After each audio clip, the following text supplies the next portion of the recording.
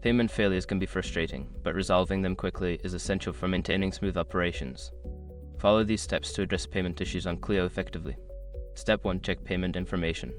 Verify that the payment details entered are correct. This includes checking the credit card number, expiration date, and CVV code. Ensure that the billing address matches the one associated with the card. Step 2. Confirm sufficient funds.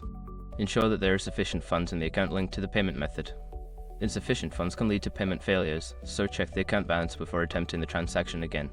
Step 3. Review payment method settings. Log into your Clio account and navigate to the payment settings. Ensure that the payment method you are trying to use is active and properly configured.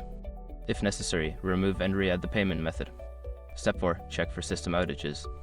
Visit Clio's status page or support forums to check if there are any ongoing system outages or maintenance that could be affecting payment processing.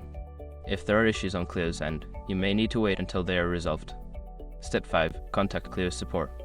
Before filing a refund or dispute, use the SROC.com link in the description to open the refund dispute deadline calculator and confirm your deadline. By following these steps, you should be able to resolve payment failures on Clio efficiently. If problems continue, don't hesitate to seek further assistance from support.